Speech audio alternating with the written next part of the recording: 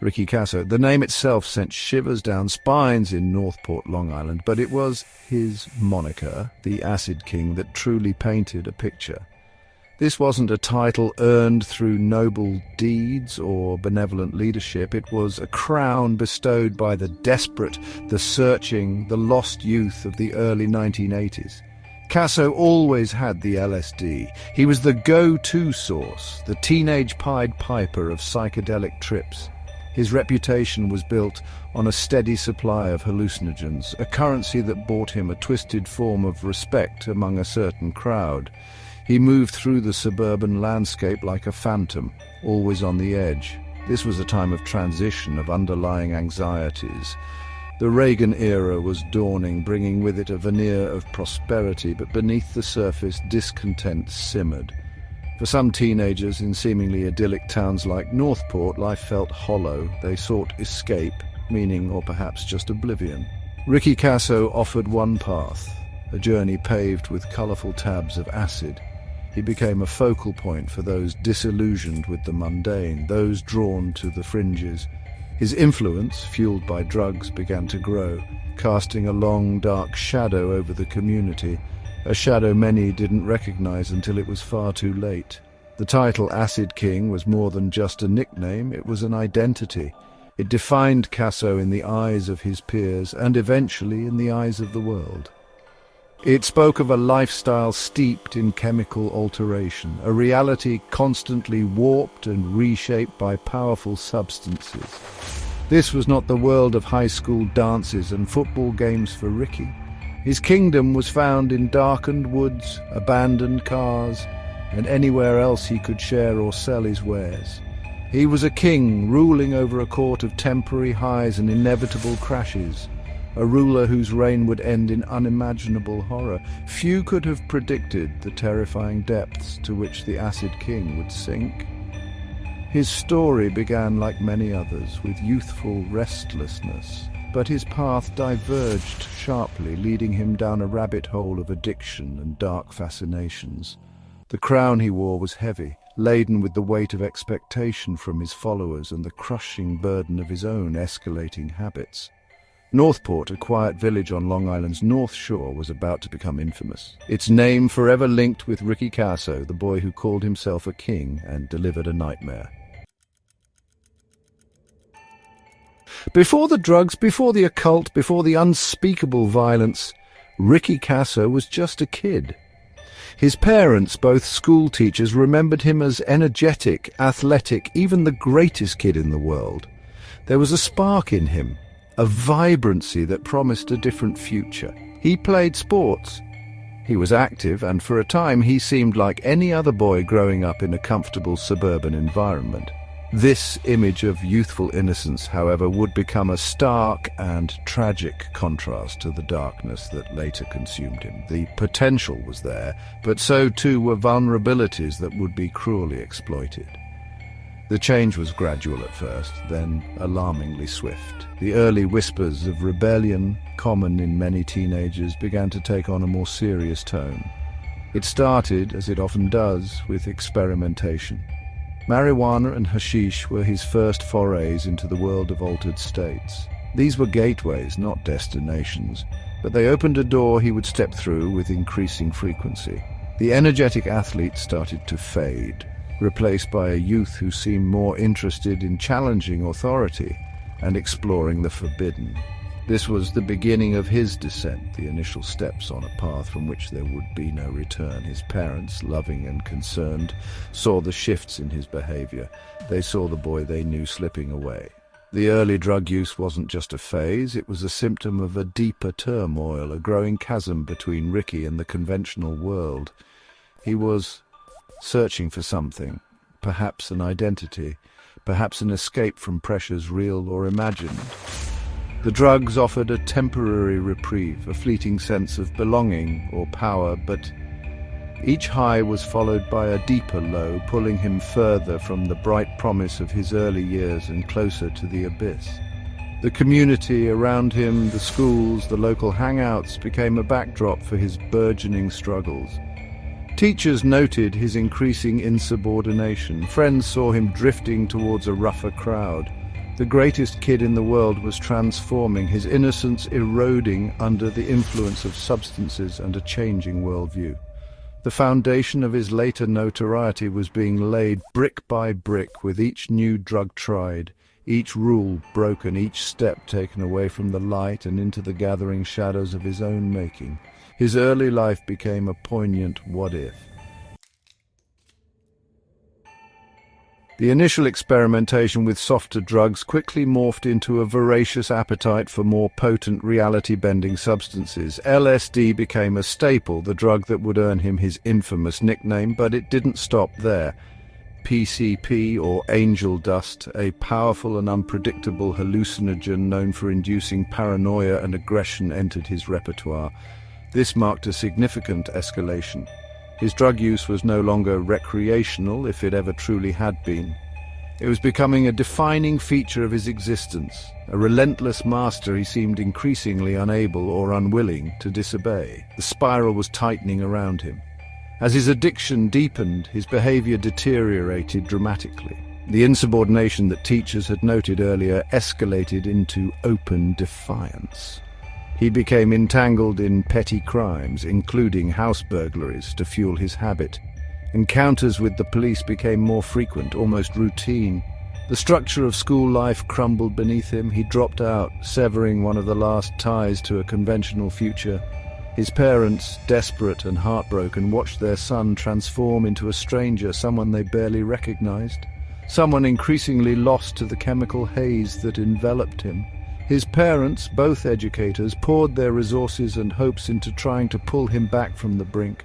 They spent a staggering $45,000, a significant sum in the early 1980s, sending him to South Oaks Hospital for rehabilitation. These efforts, born of love and desperation, proved futile. The grip of addiction and perhaps other emerging psychological issues was too strong. Ricky would not or could not be fixed by conventional means. He was on a trajectory that seemed to defy all intervention, a path leading further into darkness despite every attempt to guide him towards light. Freed from the constraints of school and unable to live peaceably at home, Ricky Kasso embraced a transient lifestyle. He became a ghost in his own town, sleeping in cars, on the cold, damp sands of the beach, or crashing wherever he could find temporary shelter. This rootlessness further entrenched his dependence on drugs and the subculture that surrounded them. He was adrift, a young man unmoored from societal expectations, living moment to moment, high to high. His descent was not just a personal tragedy, it was a visible symptom of a youth culture struggling with alienation and the seductive allure of self-destruction. Parallel to his deepening drug addiction, another, more sinister fascination began to take root in Ricky Kasso's mind, an interest in the occult and Satanism. This was not a casual curiosity, it became an integral part of his evolving persona, another layer to the Acid King identity. He reportedly spent hours at the Northport Public Library, not perusing popular fiction or academic texts, but delving into books on witchcraft and demonology. The library, a sanctuary of knowledge, became for Kasso a gateway to darker lore, a place where he could feed his growing obsession with the forbidden and the malevolent. This interest wasn't confined to solitary reading. Kasso began to associate with a shadowy group of local youths who called themselves the Knights of the Black Circle. While perhaps not a formally organized cult in the traditional sense, this clique shared Kasso's interest in the occult and heavy metal music, which at the time was often unfairly linked to satanic themes by a frightened public. Whispers and rumors began to circulate about their activities, tales of secretive gatherings in the woods and, more disturbingly, allegations of ritualistic animal sacrifices. These stories added to Kasso's mystique and the fear he was beginning to inspire. The combination of heavy drug use, particularly hallucinogens like LSD and PCP, and his immersion in occult imagery created a volatile cocktail. It became increasingly difficult to discern where the drug-induced delusions ended and genuine belief began. For Casso, Satan may have started as a symbol of rebellion, an ultimate iconoclast, to embrace in defiance of societal norms. But as his mind became further clouded by chemicals, the lines blurred. The figure of Satan and the power Casso believed he could derive from invoking him seemed to become terrifyingly real in his distorted perception of the world.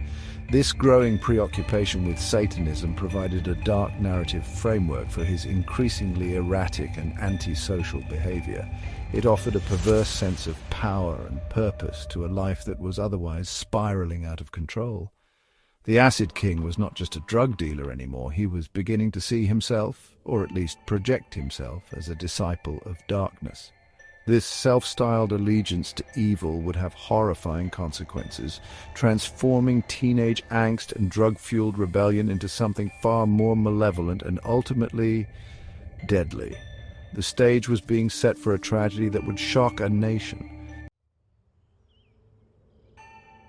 Section 5. The Seeds of Violence, Betrayal and Revenge.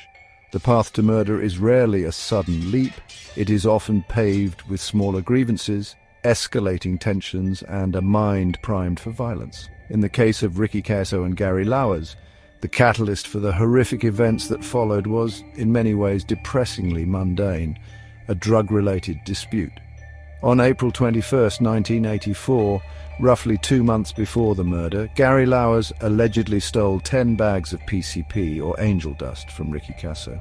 In the volatile world Casso inhabited, where respect was fragile and disputes were often settled outside the law, this act of theft was a profound betrayal, a direct challenge to the Acid King's authority. This theft ignited a feud. Casso, already prone to aggression and paranoia, especially when under the influence of PCP, became obsessed with Lauwers' transgression. There were confrontations, threats, and a growing sense of animosity. Lauwers, perhaps not fully understanding the depth of Casso's rage or the dangerous state of his mind, seemed unable to appease him. The stolen drugs were a debt, and Casso was determined to collect one way or another. The simmering resentment was a ticking time bomb, waiting for the right moment, the right circumstances to explode with fatal force. The plan to lure Gary Lauwers to his death was chillingly simple, cloaked in the guise of a typical night out for their crowd. Casso, along with 2 other teenagers, Jimmy Troiano and Albert Quinones, invited Lauwers to Aztaquia Woods, a local hangout spot known for drug use and secluded gatherings. The pretense was to get high together, to share drugs, an activity that was common among them. Lauwers, perhaps hoping to smooth things over or simply oblivious to the mortal danger he was in, accepted the invitation. He walked willingly into a trap, surrounded by those he considered peers, if not friends. The atmosphere in Aztaquia Woods that night must have been thick with unspoken intentions and the disorienting effects of substance abuse. The invitation to smoke PCP was part of the deadly charade. Casso's anger, fueled by drugs and a twisted sense of justice, had festered for weeks. He saw Lauwers not just as a thief, but as someone who had disrespected him, someone who needed to be punished. The presence of Troiano and Quinones, whether as active participants or coerced observers, added another layer of complexity and dread to the unfolding tragedy. Gary Lauwers was walking into his final moments. Section 6. Nightmare in Aztaquia Woods, the murder of Gary Lauwers. The night of June 16, 1984, in the secluded darkness of Aztaquia Woods, became the horrifying culmination of Ricky Casso's descent. Fueled by a potent cocktail of PCP and LSD, Casso's simmering rage over the stolen drugs erupted into unimaginable violence. What began as a supposed night of getting high quickly turned into a brutal, ritualistic assault on 17-year-old Gary Lauwers. The drugs warped Casso's perception, amplifying his aggression and twisting his motivations into something monstrous. Lauwers, likely also under the influence, was unprepared for the ferocity of the attack that was about to be unleashed upon him. The violence was extreme and relentless. Casso, in a drug-fueled frenzy, stabbed Gary Lauwers repeatedly. Accounts vary, but the number of stab wounds ranged from 17 to a sickening 36.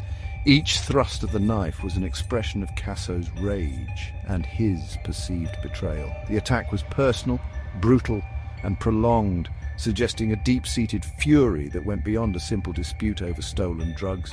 It was an explosion of all the darkness that had been brewing inside him, a terrifying manifestation of his addiction and his flirtation with malevolent ideologies.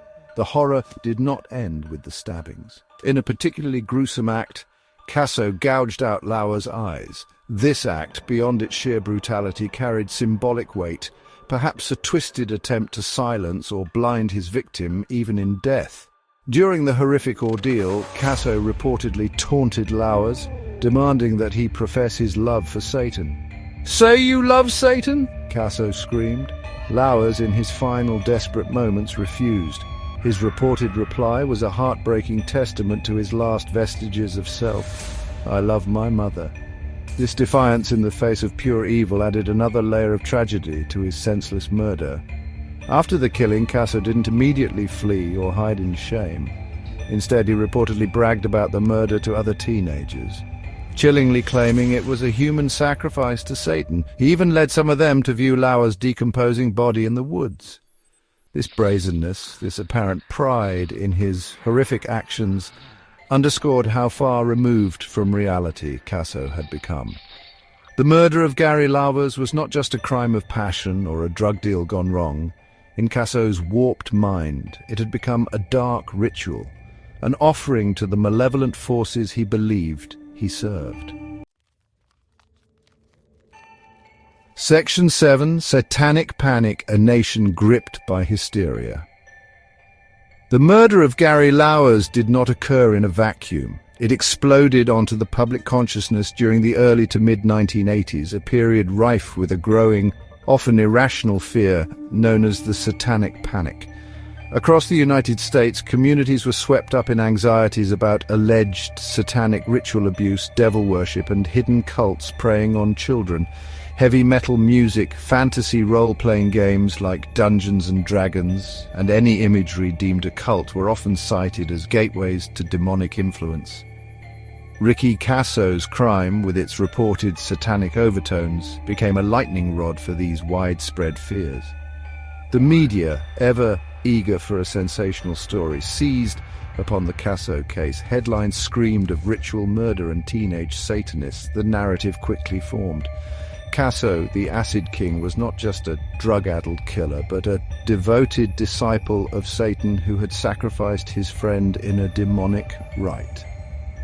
While Casso's interest in Satanism and his reported statements during and after the murder lent credence to this angle, the media frenzy often overshadowed the more complex realities of drug addiction, mental instability, and peer dynamics that were also at play. The satanic ritual killing narrative was simpler, scarier, and sold more newspapers. This sensationalism had a profound impact. It amplified public fear and confirmed the worst anxieties of parents, law enforcement, and religious groups already on high alert for signs of satanic influence. The Casso case became Exhibit A in the argument that a dark undercurrent was corrupting America's youth. The nuanced details, the primary motive of stolen drugs, the severe impact of PCP on Casso's behavior, were often lost in the more lurid tales of devil worship in the woods. The crime validated the panic, creating a feedback loop where fear fed more fear and careful investigation was sometimes supplanted by preconceived notions. The reality of the Casso case was a grim tapestry woven from drug abuse, adolescent alienation, and a disturbed fascination with the occult. The satanic elements, while present in Casso's mind and actions, were arguably magnified and distorted by the prevailing cultural hysteria. This isn't to diminish the horror of the crime or Casso's culpability, but to place it within the context of a nation already primed to see devils in the shadows. The Acid King became a symbol, not just of a brutal murder, but of a society grappling with anxieties it struggled to understand, projecting them onto tangible, terrifying figures like Ricky Casso. Section 8. The Reckoning, Arrest, Confession, and a Final Desperate Act. For nearly 2 weeks after the murder of Gary Lauers, his body lay hidden in the Aztakea woods. Ricky Casso, disturbingly, continued his life, even bragging about the killing to some acquaintances and reportedly leading a few to view the grisly scene. The secret, however, was too horrific to remain contained within their small, drug-soaked circle. Eventually, a 16-year-old girl named Laurie Walsh, burdened by the knowledge, tipped off the police. On July 1st, 1984, investigators discovered Lauers' decomposing remains, confirming the horrifying rumors that had begun to circulate through Northport. The hunt for his killer began in earnest. The arrests followed swiftly. Ricky Casso, Jimmy Troiano, and Albert Quinones were apprehended in early July 1984. The community reeled as the identities of the victim and his alleged killers, all local teenagers, became public. Albert Quinones, one of the youths present during the murder, provided a confession to the police. However, his account was muddled by his claim that he was too high on drugs at the time to fully comprehend the events unfolding before him. This crucial testimony would later prove problematic, highlighting the pervasive influence of substance abuse on every aspect of the crime. Casso himself was now caged, the Acid King dethroned and facing the grim reality of his actions. His parents, despite their estrangement and the horror of his crime, had warned authorities that Ricky was suicidal. They knew the depths of his despair and the instability of his mind. Tragically, their warnings were not heeded sufficiently. Just days after his arrest on July 7, 1984, Ricky Casso was found dead in his jail cell. He had used his bedsheet to hang himself, a final, desperate act that cheated the justice system but offered no solace to the families involved or the traumatized community. Casso's suicide added another layer of grim finality to the case, but it did not end the legal proceedings. Jimmy Troiano, accused of holding Gary Lauers down while Casso stabbed him, still faced trial. The prosecution's case, however, was significantly weakened. Albert Quinones, the key witness, gave conflicting testimonies. He initially implicated Troiano, but later recanted parts of his story, claiming that both he and Troiano were hallucinating heavily during the murder. This inconsistency cast considerable doubt on Troiano's active involvement, leaving the jury with a difficult decision based on unreliable accounts. Section 9. The Enduring Scar Legacy of the Acid King. The trial of Jimmy Troiano in April 1985 was fraught with the ambiguities and drug-induced haze that characterized the entire case. Albert Quinones' wavering testimony proved to be a critical factor. His claims of hallucination and his inability to clearly recall Troiano's specific actions during the frenzied attack undermined the prosecution's narrative. After 10 hours of deliberation, the jury acquitted Jimmy Troiano of involvement in Gary Lauers' murder. With Casso dead by his own hand and Troiano acquitted, the chilling reality was that no one was ever convicted for the brutal slaying of Gary Lauers. This lack of legal closure left a raw, open wound in the community. The Ricky Casso case and the horrific murder of Gary Lauers became emblematic of the deep-seated fears of the 1980s. It was a perfect storm of parental anxieties about wayward youth, the destructive power of drug abuse, and the terrifying allure of the occult, all amplified by the prevailing satanic panic. The story of the Acid King served as a cautionary tale, a dark mirror reflecting societal concerns about a generation seemingly lost to dangerous influences. It raised uncomfortable questions about alienation, suburban ennui, and the hidden darkness that could fester beneath seemingly placid surfaces. For the town of Northport, Long Island, the legacy was particularly painful.